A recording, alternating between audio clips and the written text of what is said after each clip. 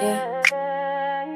Deep-rooted conversations, real talk, real words, real us, souls. Soft rain, no middleman between the truth. I can see it in your eyes, you got it. Pain got your heart moving cautious. Different worlds but the same kind of scars here. Different roads but somehow we still crossed it. Mad cause the world never listened right. Mad cause your truth always turns. Disclaimer: this broadcast is intended for commentary, discussion, and entertainment purposes only. All topics and statements are based on publicly available information, including news reports, social media content, and third-party sources, which may include allegations or unverified claims. The views expressed are opinions and should not be interpreted as confirmed facts. This content is not intended to harm, defame, misrepresent any individual, organization, or entity. Viewer discretion is advised. How did this become normal? Another name, another picture on the screen, another family standing in front of cameras asking the same question. What happened? And maybe the hardest question isn't why we're looking for answers. Maybe it's why we have to look for them so often.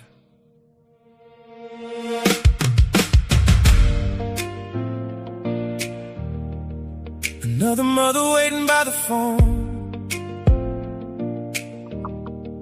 Another father trying to stay strong.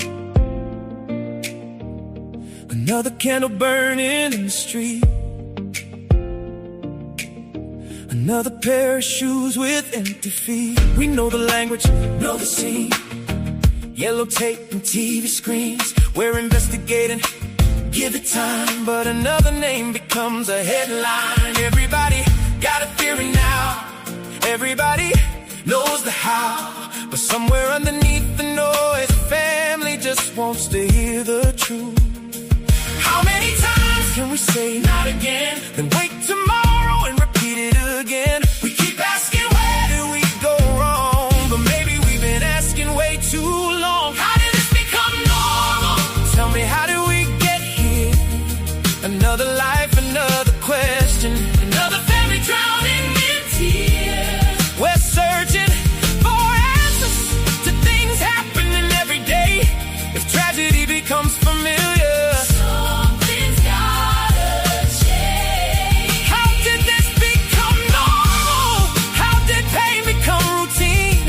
should know this feeling as well as we know what it means. Somebody tell me, what's happening to us? Children learning how to run and hide before they learn what dreams are like. Schools.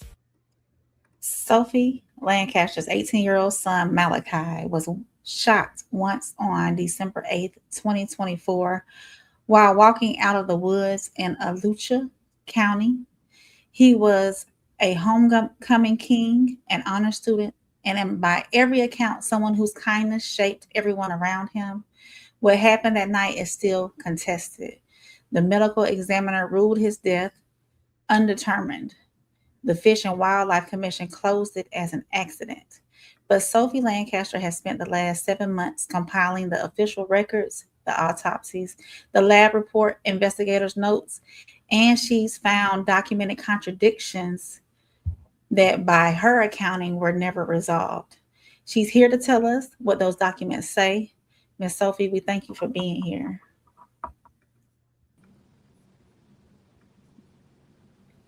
Hey, Miss Sophie, you can hear us? Can you hear us, Miss Sophie? There you go. I can't hear you. You can, oh no. We just fixed this. Yeah. Are you able to hear us now? Did they cut your mic back on, Miss Sophie? Let's see. Can you hear us now? I've got my sound, but I actually can't hear you. I was Okay. We can hear you again. you Is it can the hear mic? me. We can hear you. Because I didn't do anything to my phone since the last time we spoke. Okay. Do you mind if you go out and come back in real quick, Miss Lancaster? Can you Close out and then can you come close back. out and come back in? What's that? Are you able to close out and come back in? I'm not sure. Can you hear us now? This Are you is able to hear us? strange. Okay.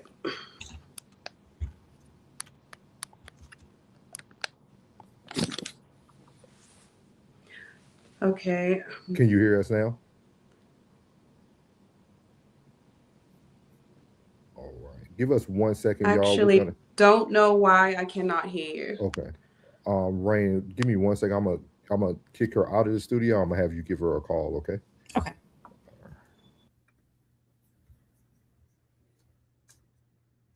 And while Rain works on that, guys, we appreciate everybody who's currently here with us today. And we'll be bringing her right back. We actually had all of it fixed in the background. So StreamYard been on one today. But we're going to get everything going. I'm going to play the rest of that song for you guys. We appreciate everyone who's here, everyone who's joining us. Ms. Lancaster is going to join us live again in just a second. Rain is on the back with her. So In streets, places where we're supposed to find peace. Black child, white child, rich or poor. Pain don't check before knocking at your door. Different stories, different names, but somebody's family feels the same. And we argue left and we argue right, while somebody's praying just to make it through the night. Truth gets buried underneath the fight. Everybody wants to win, but who speaks for the ones who won't come home again? We need answers, but we need something more. But we need something more. We need healing. We need change. We need truth without choosing sides. We need compassion without asking somebody's name. Because a life is a life and pain is pain. And another grieving family should never feel routine again. Maybe seeking answers isn't the problem. Maybe the problem is. all right, let's see if we can get in. Okay. All right. Hear you guys. Man. Awesome. There we go. Yeah, hey, the devil be busy. I know. He be busy. And we're gonna get this going today. Don't worry about it. We're going to get this done. Yes, we are, ma'am. Yes, we are. So we want to present to everybody. This is Miss Sophie Lancaster. We want to say, first of all, nothing but gratitude and thank you so much for giving us your time today for us to speak more about justice for Malachi and to get his name out there. I do want to state to the audience, and we spoke to them about you before, Miss Sophie. Hearing you over the phone that first day, your grace, your eloquence, your patience, you can hear that you only are seeking one thing, and it's very appreciative. There's so many stories going on in the world where it seems like a lot of anger is behind it, a lot of frustration is behind it, which I understand you may have went through all of those as well, all those emotions, but you can tell now you have one mission, and it's a beautiful mission.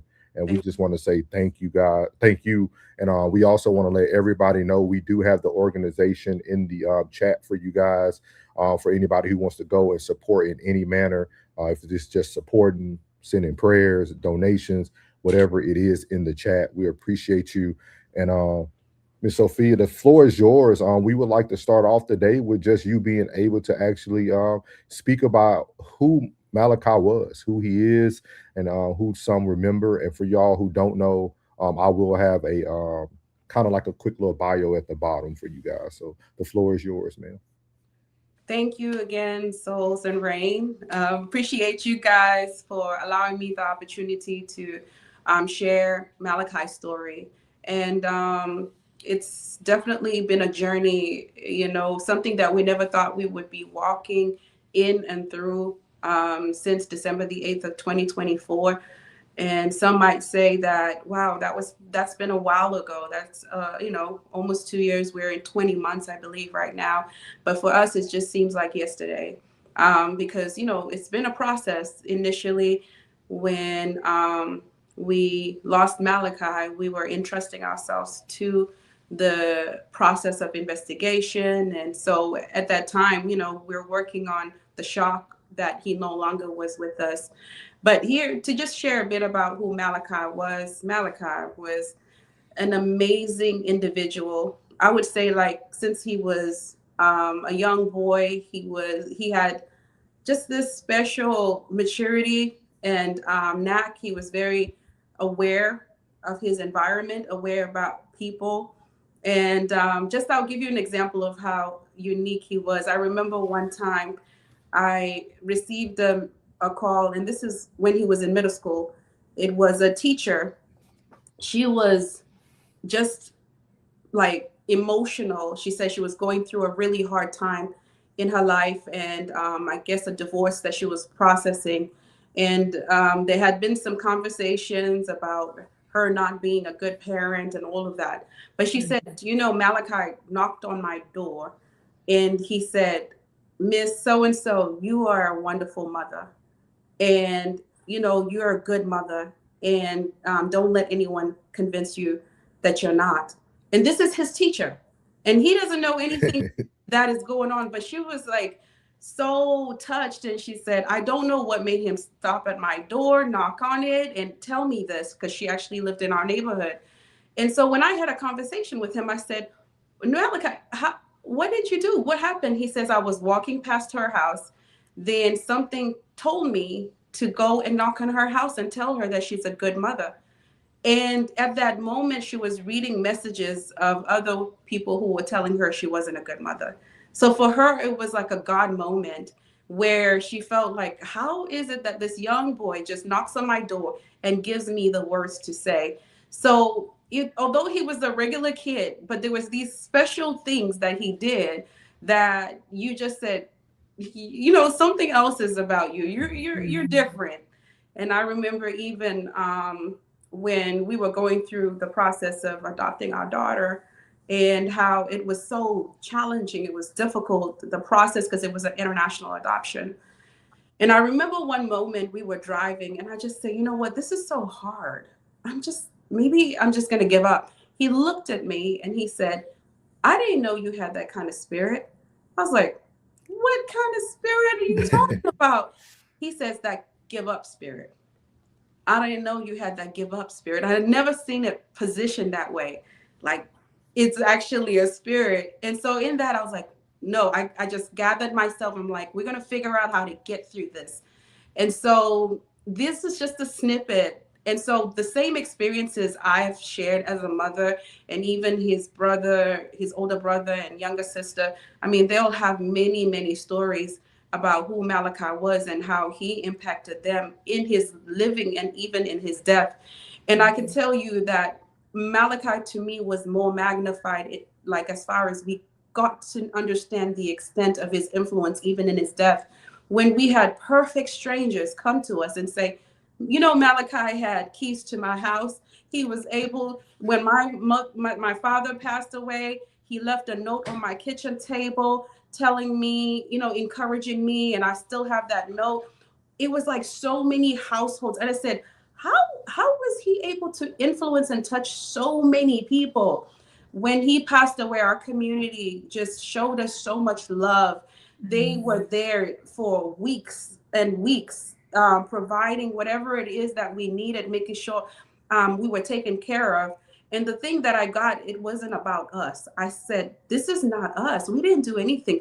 This is Malachi's life shining bright, that even in his death, the people he touched, the lives that he changed, the people he encouraged and showed up for, they just are showing up for us on his behalf. Yes, ma'am. So that's just, Malachi. Awesome. Lovely. Love it. And I was reading through the document and seeing that he had a little hustler or a entrepreneur spirit as well. Looks like he was a master of none, but a jack of a lot of trades. Yes. So So, since he was young, I would say elementary school, he knew like how to get the things that he wanted in life. So for us, we always believed in we help our kids, but we don't enable them. So he started his little lawn service business. Was even in elementary school, he was that kid that everybody entrusted. They would say, "Can Malachi pet sit for me?" I'm like, "Wow, you trust my little son come in your house and have access to and codes and everything." But he was just that kid, and it didn't matter about race. He was welcome in white people's families, black people's families. It didn't even matter, young and old. He was that type of person that found ability to basically make money. He was an entrepreneur. He always had a lot of confidence and faith. So whatever he put his mind to, he was able to achieve it, whether it's starting a business, finding needs in our community. And I would even find like when people on the Newberry Forum, this is our community forum, would say, "Hey, I need someone to help me. I'm clearing out my garage, or I'm doing this thing. Can you suggest some teens in the area?" And they would be like, "Contact Sophie Lancaster, because Malachi is someone you want to trust with this." So he was just that type of person. That's awesome. That's awesome. So, Miss Sophie, would you like to give a synopsis of what happened before we go into the questions that we have for you? So on December the 8th, 2024, we got a dreaded call that no parent should ever, and I pray that no parent ever experienced this call. And it was actually my oldest son. He was in a panic and he says, "Mom, call Malachi because I'm trying to reach him and I know he'll pick up for you." And he's not picking up his phone. And so I called him at that time, and we were 2.5 hours away in Tallahassee. We had gone to a church event there for one of our young adults who's in our ministry. He was holding an event at Florida State University. So I called my son and it rang. And then I called again and it was turned off. And then my oldest son said, we heard that he's been shot. And immediately we started our way back to Gainesville. And it was the most heart-wrenching 2.5 hours drive that we have ever experienced in our life. And, you know, you start to just ask God, like, "Okay, Lord, I'm putting my son in your hands. I'm entrusting myself to you." And when we got to the hospital, I can tell you there was hundreds of people there. So many people, young kids, like students from all over Gainesville as well as Newberry. He just was that impactful that it was flooded. So our getting into the hospital, and even law enforcement was there representing and being there for my husband. So my husband had a sense that this was not good. And on the other hand, didn't expect this. So we went in, the doctor let us know that they weren't able to save him. And then after that, we had the investigators who were put on the case. Florida Wildlife investigator Bembry walked into the room, and investigator Detective Weitzel with the Alachua County Sheriff's Office walked in.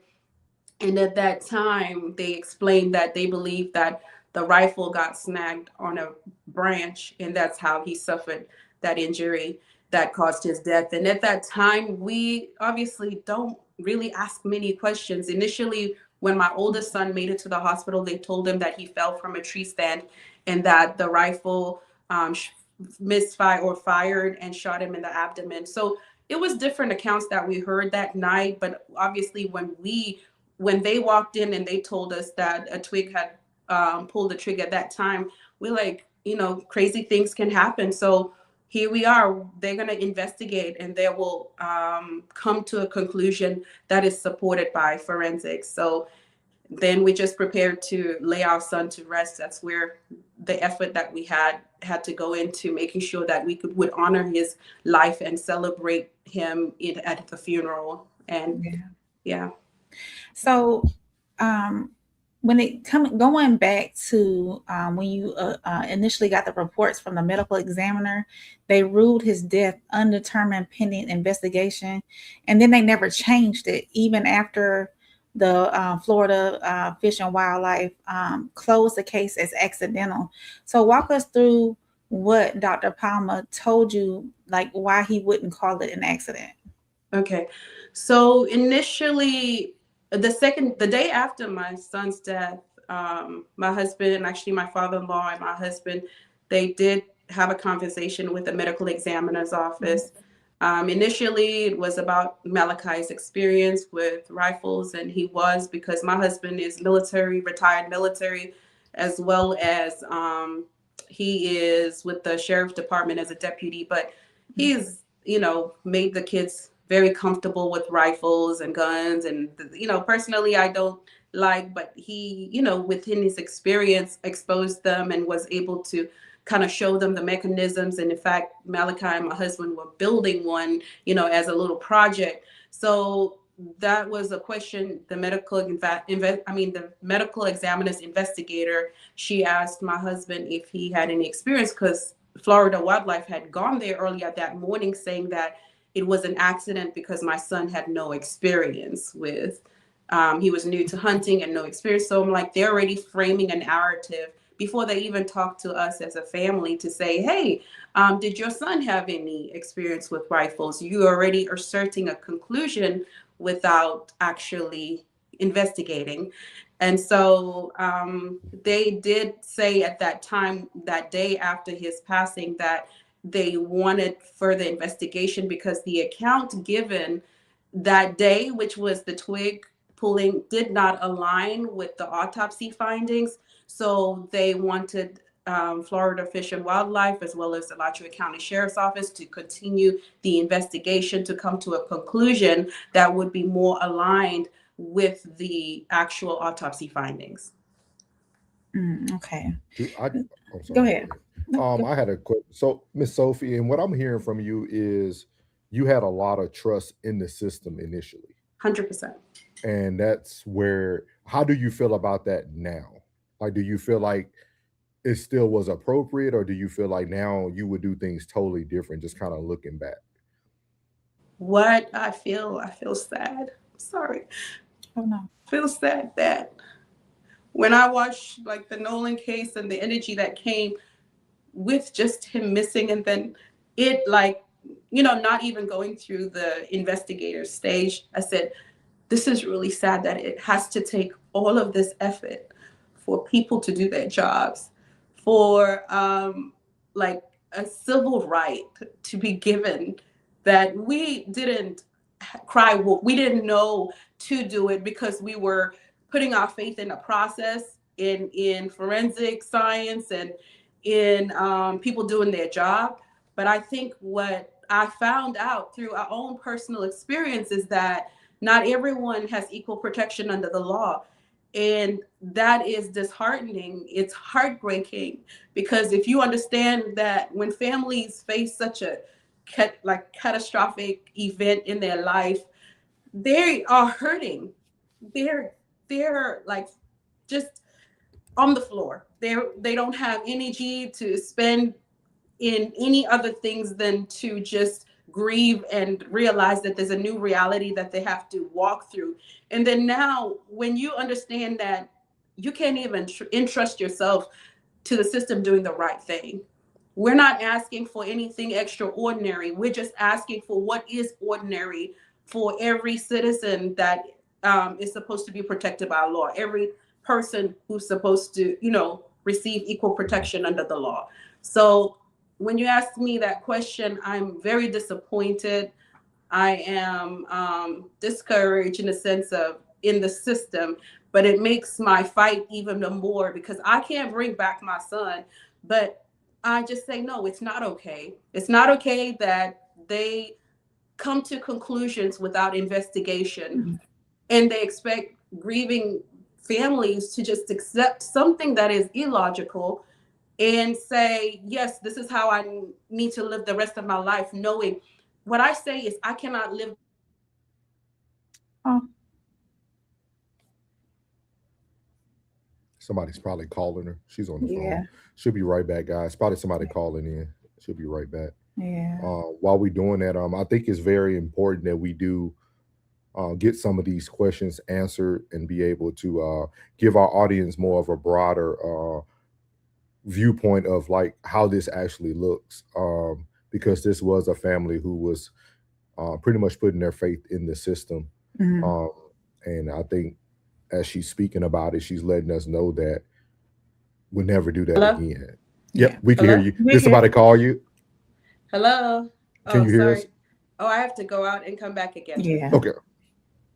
Okay. She'll come. Oh, I'm back. Can you I hear Can you us? hear us? Yes, I can hear you. So I don't know. Awesome. I know I was just talking to myself, I think, but Oh no! We'll apologize. It blacked out. The part you were on, you were just speaking about the civil way that everything. It's sad how things have to go for you to try to get justice, for you to for people to understand, like, what the families are going through. And I was mentioning to the audience why that little complication part happened. It's just that we want to give everybody a broad view of what it looks like on your end, right? Because us as content creators, I think sometimes we get lost in the emotions and we want to pick a side, but in the midst of picking sides, we never get the truth from the people who have the truth. And that's what we really want to do today. We're asking you these questions and discussing, because there's no way for us to move forward with helping you receive closure if everybody doesn't have the full view of the story. So we appreciate you again. I can't say that enough. And we'll be here to support you in any manner of way. So go ahead, Ray.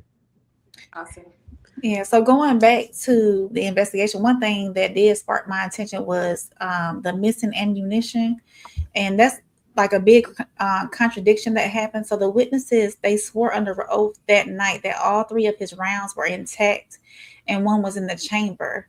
But when the deputies checked the file or checked the rifle, the chamber was empty and only 2 rounds were in the magazine. And I know that K9 searched the next day and never found that 3rd round.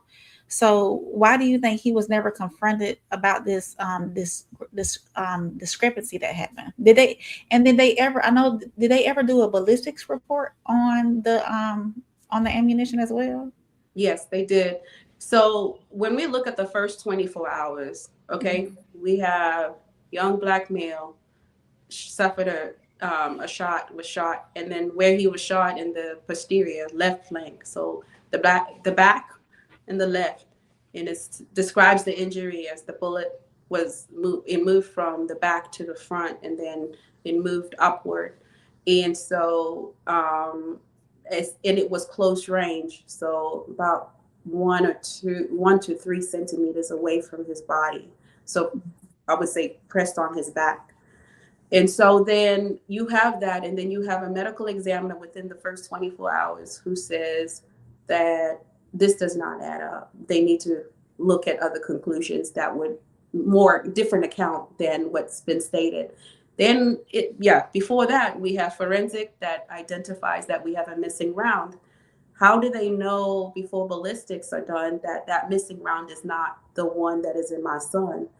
And in that, there is no accountability for him. He's treated and protected as a witness, as opposed to potentially being taken to the headquarters for questioning, maybe a more, a process that would allow, information to come out. But instead, he's able to go home, and 10 days later, they interview him 10 days later from that night with it, then he can explain away evidence, basically. So it wasn't that the evidence that was missing or didn't make any sense, including the medical examiner's report, as well as the missing bullet, that it was more of everything was explained away to protect a conclusion that a twig did it.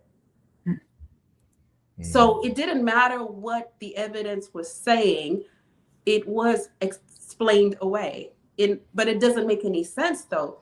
So ballistics come back, the rifle that my son so-called alleged shot himself with accidentally, that when you look at the DNA and the fingerprints, or the DNA fingerprints and on the rifle guard, the actual body where someone holds a rifle with, they say uninterpretable, meaning they cannot determine if my son was even holding it. Like, you can't even put my own son's fingerprints, which would be the logical thing. He's been this rifle hunting for maybe 3 hours, and you can't even place his own fingerprints on it. And then, so then who was holding it? Can you say who was holding it? No, you cannot, right? And the bullet itself, they said inconclusive, but they leaned towards that rifle, which was a 7.6.5 Primo, only because they said that the other rifle that was on the scene, they were able to exclude it, but it was still like inconclusive. So when you look at the evidence that they are using, I'm like, what are you using to frame this conclusion? Because if it is a testimony from someone, the witness, who has actually told it two different stories that night, just because you don't want to state the other one on record doesn't mean it wasn't said. But we understand that there was another story, because remember, my son was told that he fell from a tree stand when he got to the hospital. And then later on, we were told by the two lead investigators given the case that it was a twig that pulled the trigger. But when they even showed me the pictures that you're showing right now, they had a special meeting that to address our concerns. And they said, we're going to show you the evidence that this is what happened. When I saw that, I actually laughed. I was like, this is the evidence? I said, this looks staged to me. This is not, like, I really was taken aback. Like, this is not helping me feel like, I like feeling like you really understand the conclusion and that this is what happened. This actually shows me more that there's a lot of questions here. How is it that a rifle that is being held by someone who's 6.2, like 6 feet 2 inches, that when he falls and that rifle falls, it's still displaying, hey, look at me, this is what happened. Yeah. And when you test when you look at the DNA and the trigger guard and the fingerprints, you can't even place my son's hands on it. We have a lot of questions. Oh, definitely. So just to get clarification, and again, a lot of this is also going to be education for the audience, for people who might not be familiar with like investigations and things of that nature. Is the reason why this hasn't gone to trial is due to they never found anyone responsible, correct?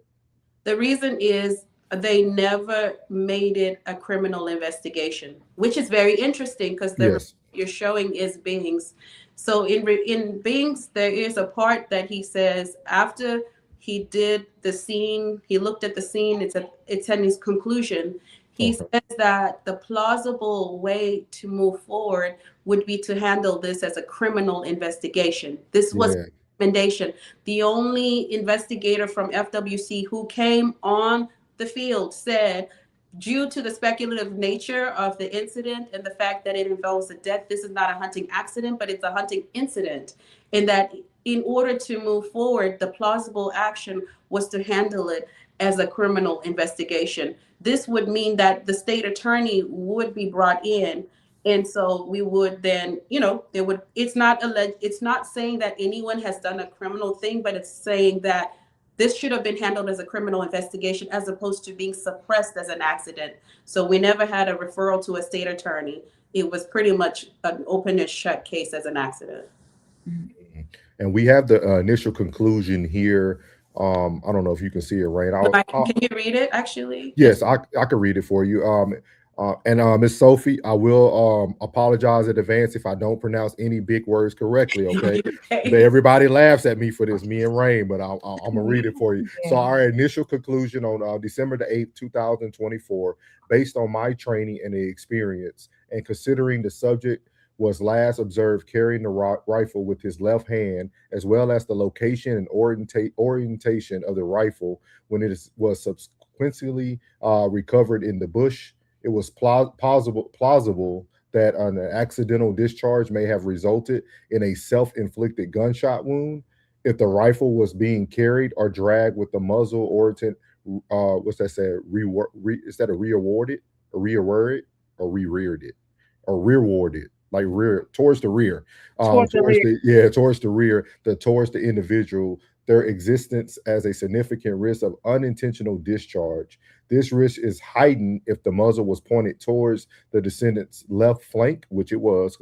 While walking alongside dense bush, the rifle became entangled with surrounding vegetation, such as entanglement, may have caused the descendant to lose control of the weapon, potentially resulting in the muzzle shifting rearward Rearward. or Yeah. towards the descendant's body.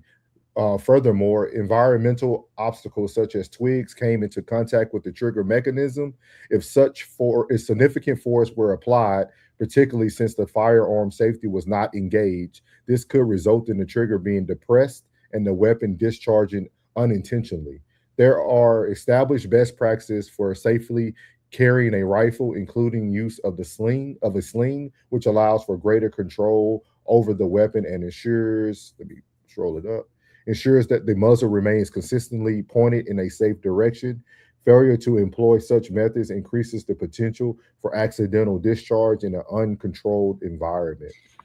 So my question is, Oh. the rifle did not have a sling on it, so he was just hand carrying the rifle. Yes, he didn't have a sling on that, but I wanted you to read. There's the recommendation part. Okay, let me go down for you. I have no I problem. think there's a part in the end where he makes a recommendation. Okay, let me see. Would that be by Dustin Earl? Oh, Or no, was it before that?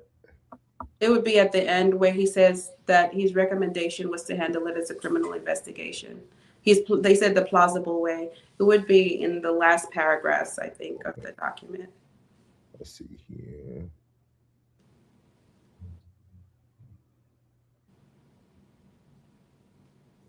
It would have. Oh, you don't see it. Okay. So what you read was basically describing all the things for the perfect storm to happen. And he would have to be basically holding a rifle by the. I found it for you, Miss Sophie. Go So ahead. it's right here in the yellow highlight. It says, based on the information stated in my supplement, I inform investigator is that Brimbry, Yeah. Brimbry, that this appears to be a hunting incident. However, given the initial context of the incident and the fatal outcome, treat it as a criminal case was possible course of action. Yeah. So yeah, so it seems like he was telling them, hey, due to everything that we have already received, evidence, everything that we obtained from being on the scene, that the next possible case actions should be to treat this as a criminal case. And that was never done. In fact, that was the recommendation that night. And then at 9 a.m. in the morning, the one who was recommended to handle it as a criminal investigation went and told the medical examiner that my son didn't have any experience with hunting. So he probably shot himself in the back, which is interesting because you haven't even investigated for you to make I said, where did you get that information? Did you talk to me as the fam, like my husband, myself? It sounds like a story has been formulated and they're pretty much framing this investigation based on a story, which my question is, what evidence are you using in framing this story? It's just so disheartening to me that they have everything on the plate in front of them and they're not doing it justice. They're not they should have done even if they didn't find anything in the criminal investigation, at least it was done. Yeah. So it's Uncle Plug said the story is not adding up already, and it's not, because even if he I'm sorry, I'd be at a loss for words, because it's so much that could have been done and that hasn't been done. And so in April, it's been like that for us. It's like when this happened, you can imagine how many times we've at home tried to role play this. Yes. Like, how did Malachi do this to himself? Like, and then the way the bullet moves, remember, it moves from back to front. So it's not just like straight up, like how, so I'm like, how did he do that to himself? And at the end of it, I rested my case in the medical examiner's expertise. Because I said, Sophie, stop trying to, he already said the account given does not align with the autopsy findings. So if I remain there, I understand that the doctor who actually looked at my son's body as in the autopsy established that the account given, the way the investigation was concluded, there is not a 51% chance that it happened that way. So we have not yet, the story of how my son sustained that injury has not yet been told. Yeah, and it takes about 5 to 6 pounds of force and pressure to even pull a trigger. Yeah. And That a would you twig. yeah, I you would mean, almost have to be like sprinting through the woods. Like literally like sprinting. And just to tell your husband as well, thank you for his service. I just recently retired from the Air Force, so yeah, I'm very familiar with weapons. I was in law enforcement as well for about 5 years of my 20-year Yes. enlistment. But yeah, when I started reading this and going over all the information and doing the background, I was like, yeah, this right here just like, I mean, I understand for stories where there's a lot of gray area, but like with this, it's right in front of you, and then it's almost like people wanted to create gray area Yeah. instead of just understanding what happened, even if it was possibly accidental, right? Yeah. Yeah. You guys are okay with that. You're just trying to see, okay, how did the accident occur? Yeah. We so it's rough. It's rough.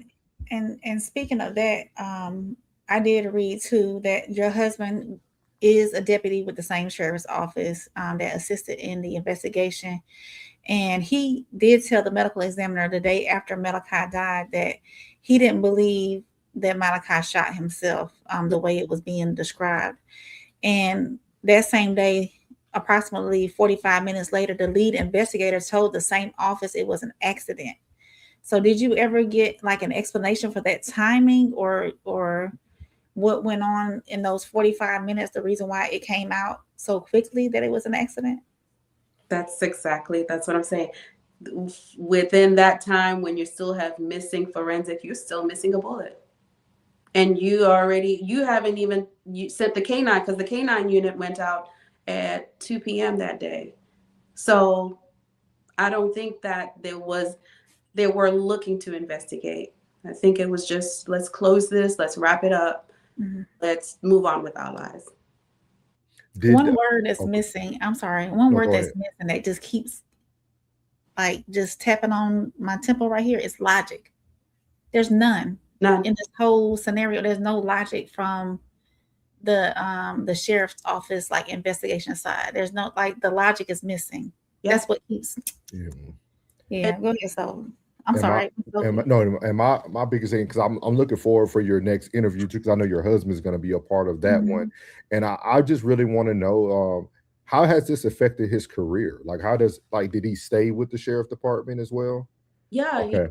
he loves what he does. My husband has always been protect and serving. He when he was 5 years old, he said he wanted to be a police officer. And when he got out of the Marine Corps, that's what we worked towards, him becoming a police officer. So this is like a lifelong goal for him, or purpose, I would say. It's not even a goal. So he loves what he does, and he does it well. And he shows up for families. He shows up. He's a resource officer at this time, and he shows up for the school. They love him, the administration, to the kids. He impacts lives. And so that makes me upset that the organization that he serves, and that he serves the community, I think, more because, you know what I mean, it's his work that he loves. But then they're supposed to be a family. And I feel like in this, the demonstration was very disheartening. If this was tables turned, I don't think they would have wanted the same treatment they gave him for them if this was their son, you know? So I think that's a place that I'm vocal about. And in me advocating for my family, that I'll speak the truth in love, but I'm not gonna, mix up my words to say that they've done justice by him. They have not in this. And that's the sad part. But he shows up. This is me speaking, no, not him. Yes. He shows up every day, and he serves and he protects. And the teachers, that the school administration where he's at, and the kids, the parents will attest to this. And so he's not going to stop doing what his purpose is. But for me as a wife and loving him and seeing that his organization has not stood by him, I'm really disappointed. Did they let him be involved in any of it, or was it like you have to step away from this? Was he able to even go out to the scene himself? Like how did all that work? Yeah, I can respect the process because he couldn't be involved in the case, and I can understand for the sake of making sure that there is no what is it called, conflict of interest. Interest, yeah. Yes, so no, he was not involved in the investigation or could use his. He never used his badge, his uniform to investigate my son's death, and so pretty much, yeah, that's how it's been for him. He's had to just take a step back. As I mean, but then where do you separate the dad from the deputy? You know, Right. um, He's pretty much had to entrust his colleagues to do have justice for his son, and it's disheartening when it's not being taken fully all the way through as it should. Yeah, yeah. yeah. So, you got anything else? Yes, I do. I want to start off with I have two more questions for you, Miss Sophie, because the first one is what does justice look like for you? Because as we continue to cover a lot of stories, I also heard you speak a little bit about Nolan Wells, which I'll ask a question from that. With that being said, my biggest question I always pose is what does justice look like? Because we see so many of these huge cases where there's parents still grieving, they're still seeking certain things that was promised to them, even though they receive monetary gain. But what does justice look like for the Lancaster family? And what can we do as creators, people who have a voice, who have an audience? What can we do to better serve you? For me, justice is, um, well, for entities, it's doing what's right. I was told that what I'm looking for is sounds like a Goliath, impossible, which is holding an institution accountable, a system accountable. I believe that anyone who serves as a law enforcement and takes a vow, an oath to protect and serve should do so. I realized through this process that there is a thing like sovereign immunity, which says this: you can't, police officers can do a bad job and it's not a problem. No one can hold them accountable for doing a bad job. But my thing is the lines can get gray. How can someone hold people accountable for not just doing a bad job, but for doing, I'll say, a cover up job, or, you know, or where they pretty much know what they're doing, but then they're in the construct of we don't have to do our best. So I believe that, like in every entity, whether you're a corporate, nonprofit, any organization, you need to have the right people in the right seats. If people have, let's say, intrinsic prejudices that when they see a scene, they already make a deduction like, oh, this black boy doesn't know how to handle a rifle. He shot himself. So they already come to a conclusion and protect others while taking away the rights for others. Those are things that need to be dealt with. I believe that there has to be a standard within the justice system that allows where forensics and the science that they are supposed to rely on matter, where the medical examiner's opinion, if he has done a job that is right, matters, and and the evidence itself can be explained in a way that it makes logical sense.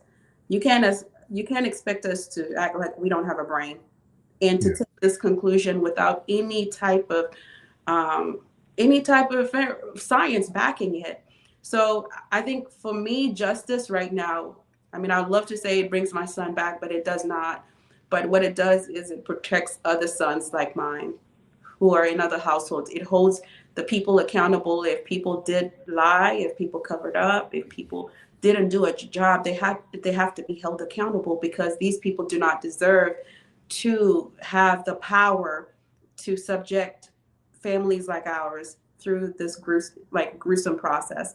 So to me, justice is the systems coming down, the systems that are broken, the systems that are only working for one people as opposed to all people, because all lives matter. Black lives matter, and I can say that with like, you know, with boldness to say Black Lives Matter, because the reason why we say that is that we have found the system does not protect our children. And, you know, I'll be one to confess, I never was that type of person to go out there and be like, Black Lives Matter. But when I say Malachi matters, I'm saying Black Lives Matter, because he was looked at. It didn't matter like the merit of his life and what he did and how he impacted people. At the end of it, it seems like his color is what allowed like the justice to be skewed against him.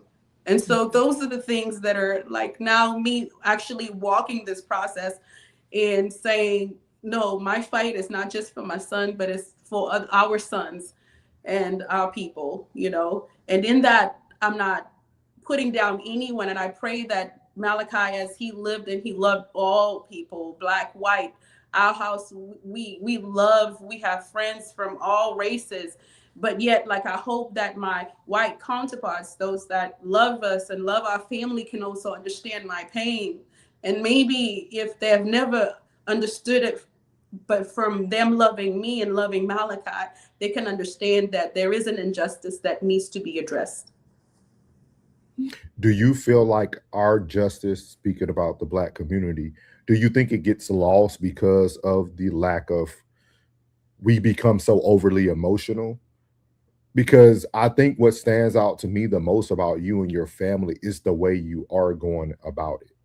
I know you guys have emotional moments. I know you guys have moments where you want to probably throw something at a wall, but at the end of the day, your grace, the way you move, it makes you so, it's easier to gravitate towards you because you can see that your change that you're looking for is authentic. Like you still said, you know, everyone matters, but I also understand now why Black lives matter. And one of the things that I always try to speak to the audience about is I think sometimes the way we approach things have to change eventually for change to happen. Because I guarantee you, you probably have become you probably got more knowledge about the justice system now that you probably ever had in your life. Yeah. And I think, would you ever have gotten there without it?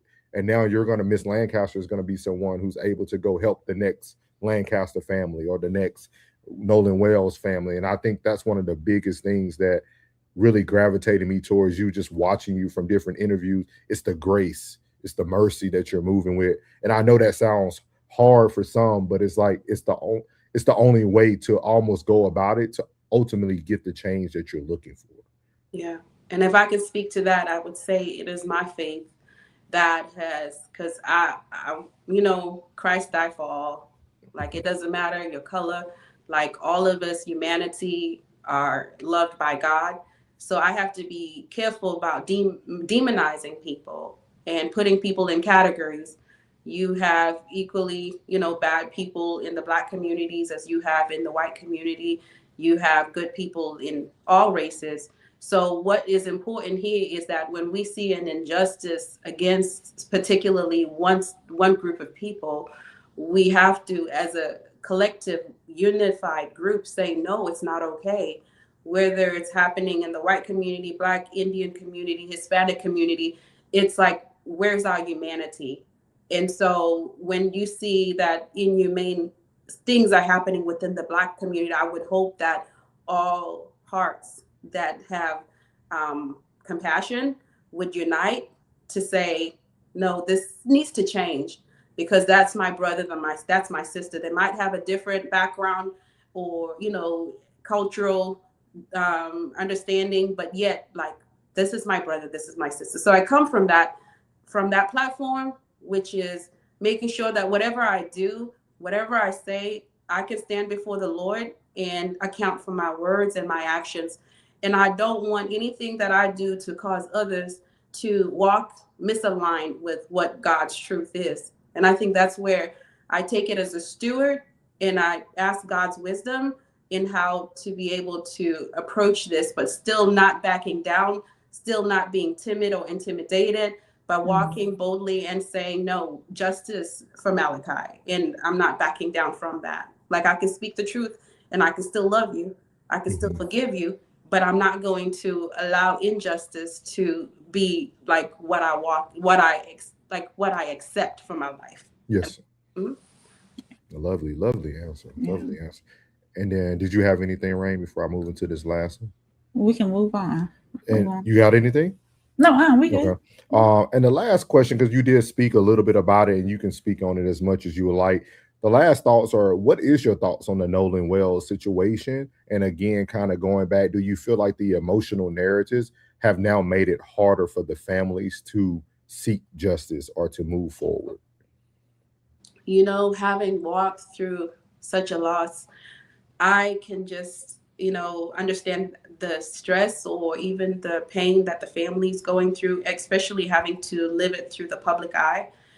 And also having all your like movements, whether you smile, whether you cry, questioned, where you can't be a human being and like grieve in that, secret place. So I know that I pray for them. When I heard about Nolan Wells missing, I actually just started to cry and pray.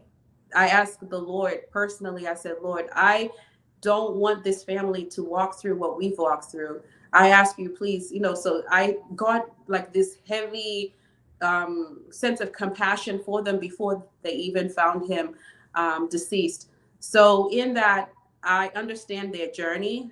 And I know it looks different from ours because we were able to have that part of our experience, the initial part and the celebration of my son's life and all of that. That was more of a private thing.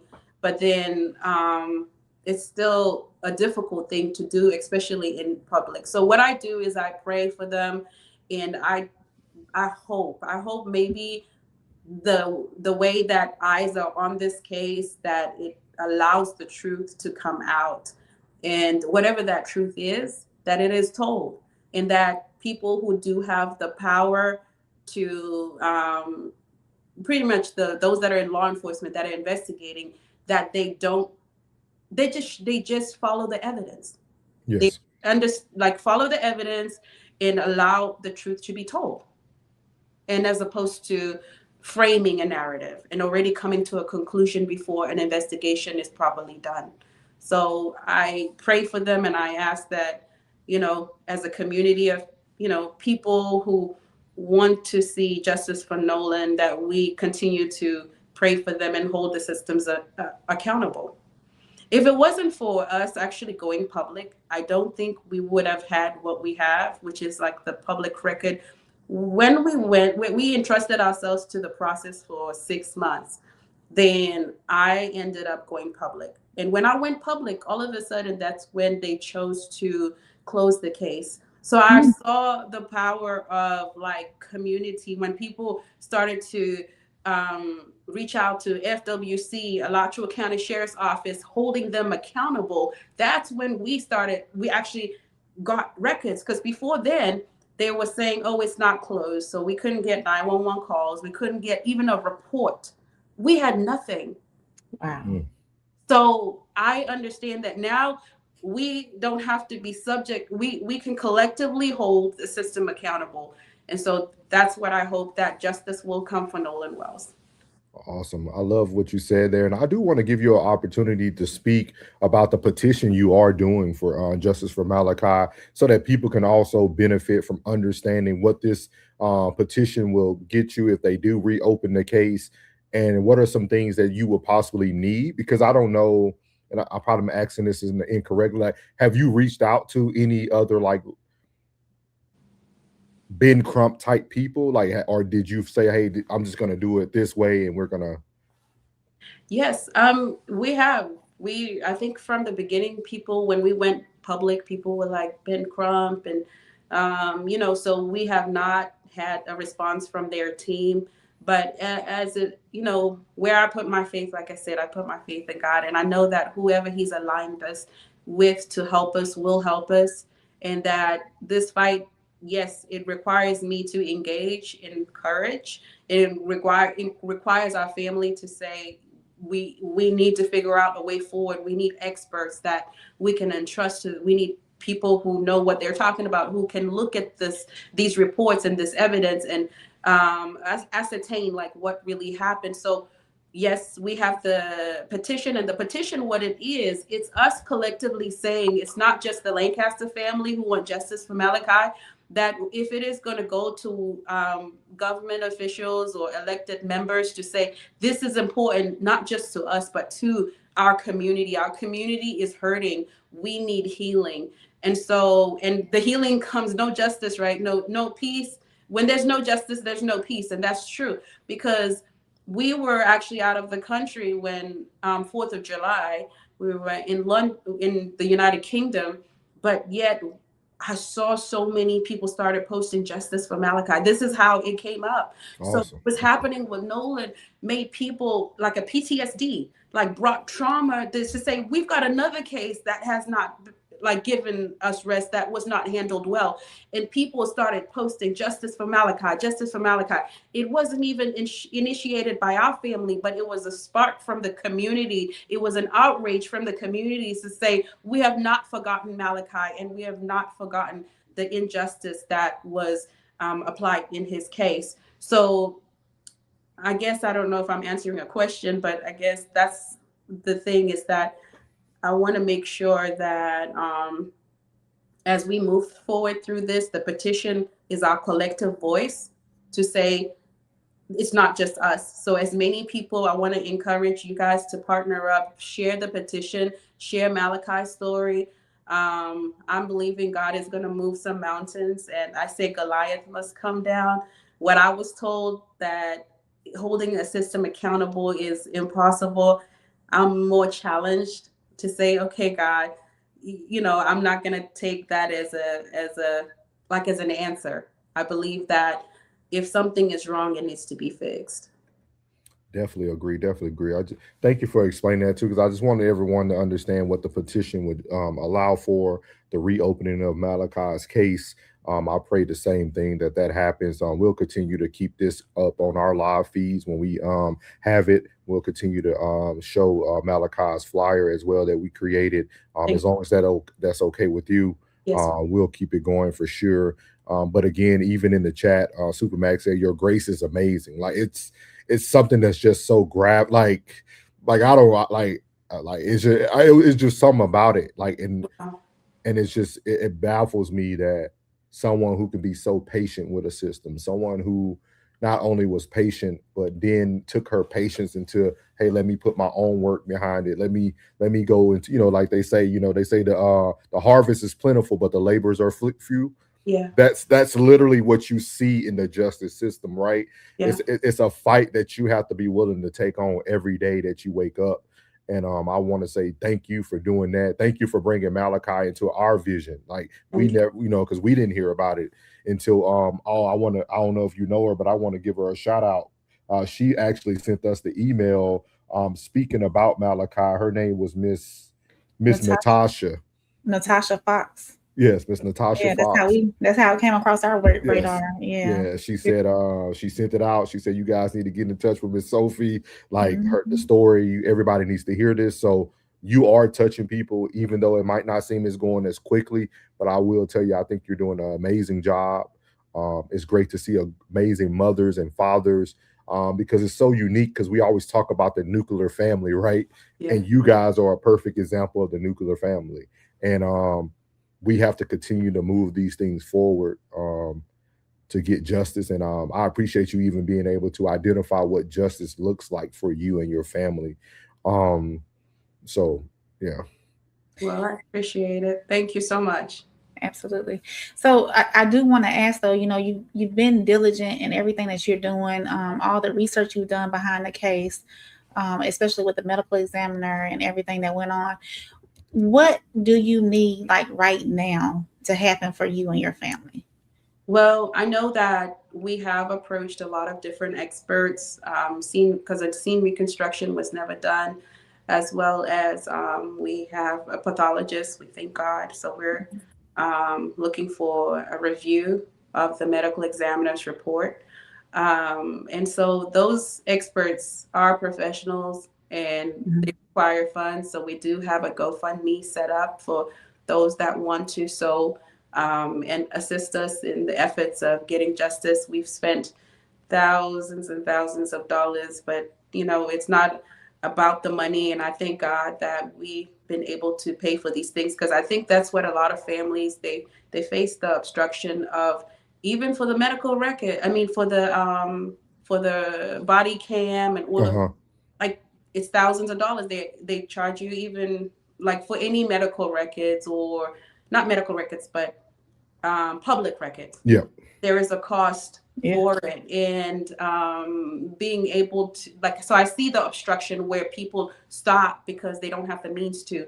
So with us, it's a higher level where we have to get a pathologist, we have to pay for the pathologist, we have to the ballistics, like someone who's a gun expert who can reconstruct and see whether those mechanisms are really plausible. So that's what I would say. Like, help us if you're willing, with the GoFundMe.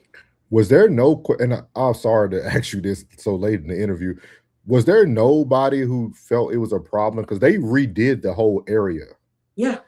Like they took down all the shrubbery, they took that, like it didn't even look the same no more. So like it's almost like you can't even start back initially at the crime scene. Like you would literally have to go fully documented to documents to provide justice. Like did no one I don't want to ask questions that could like mess up anything, because I don't know if, like, do you know of the family? This is a good question, because I asked this question to the lead investigator within, I think, a month and a half after Malachi's death, because this was done, the clearing of the scene was done within the month of his death, when we're still waiting for, remember, we didn't get a report or any kind of information to even know that we need to find our own experts until 6 months later in July.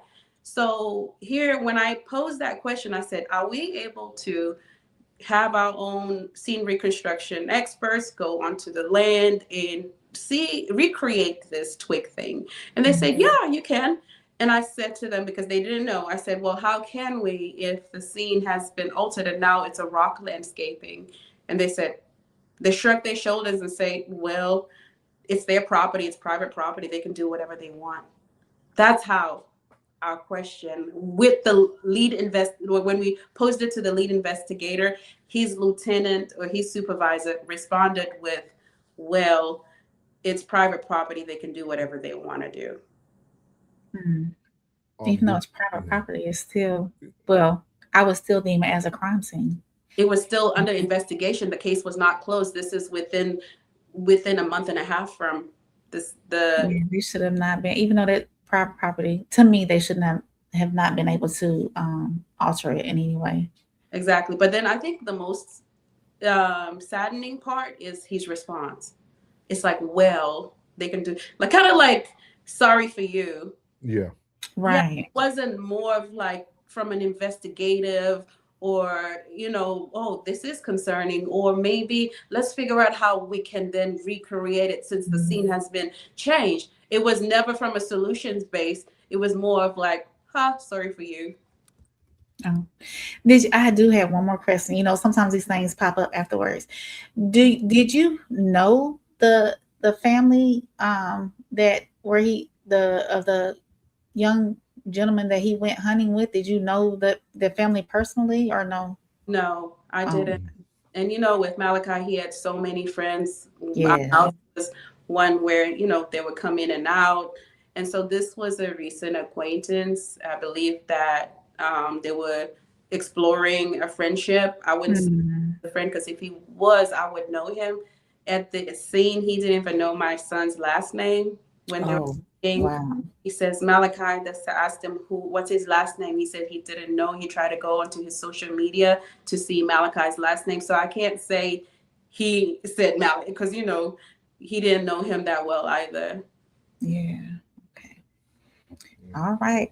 So, Miss Sophie, we appreciate you being here. Thank you for not only trusting us with before I do all this, please, y'all, y'all know how my brain can be scattered sometimes. We put in the comments the GoFundMe to help support financially. If you would like to help support them financially, they cannot get these private investigations done without your support. Please go support. And then the petition to demand the Florida Department, the Fish and Wildlife, and the is it the sheriff's office to open Yes. back up the case. So make sure y'all go sign the petition to open it back up, and make sure y'all go support on the GoFundMe. We will make sure the links have been in the comments, but we will make sure, especially on YouTube, to link in the description so y'all can go back. People who go back and watch this after the live can go back and support there as well. So, Miss Sophie, we really appreciate you being here, for trusting us enough to share Malachi's story on this platform. I know these are not what you got. So, and in the future, Miss Sophie, if we ever can get you again, Mr. I-90, he's in the law enforcement field, and he said next time he would love to come up and kind of give his knowledge too from the law enforcement background, because he said that he put faith in the facts. He said crime scenes can be cleared.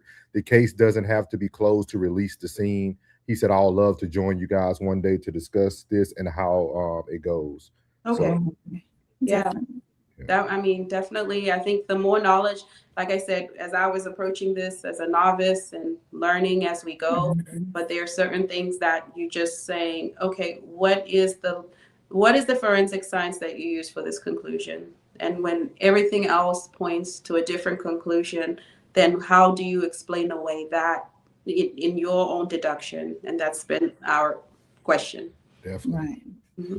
So we know these are not easy conversations to have, and we don't take lightly what it means to ask a mother to revisit the most painful moments of her life in the hope of finding answers. We are grateful that you allowed us to be a space where Malachi's life can be remembered, where your questions can be heard, and where the public can look into the information for themselves. And we want to make sure that we end tonight remembering that Malachi is so much more than just a case file, an autopsy report, or the circumstances surrounding December 8th. He was your son. He was loved. He had a future, and his life mattered. And whatever comes next, our hope is that your family gets the clarity, transparency, and the answers you've been asking for. Thank you for allowing us to be a small part of helping you seek those answers, and for trusting us with Malachi's story. Thank you. Thank you so much, Rain. Thank you. I appreciate you guys for this opportunity and this platform that you guys have built to just give a voice to the voiceless. And that's the power of unity, that we can be able to share our stories and have others join in on the cause. So thank you so much. Yes, ma'am. And if you have anything for us, Miss Sophie, we'll be able to see you backstage. We're just going to close out the show real quick. All right. Thank you so much, everyone. We know when to light the candles. We know when to make the shirts. We know when to hold the vigil. We know when to post the picture.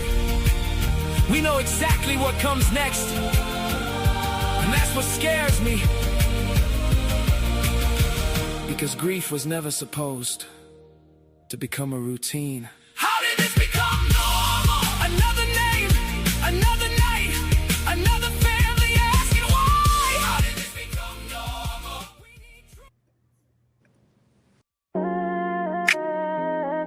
Yeah. Deep-rooted conversations. Real talk. Real roots. Real us. Souls. Soft rain. No middleman between the truth. I can see it in your eyes, you got it. Pain got your heart moving cautious. Different worlds but the same kind of scars here. Different roads but somehow we still crossed it. Mad cause the world never listened right. Mad cause your truth always turned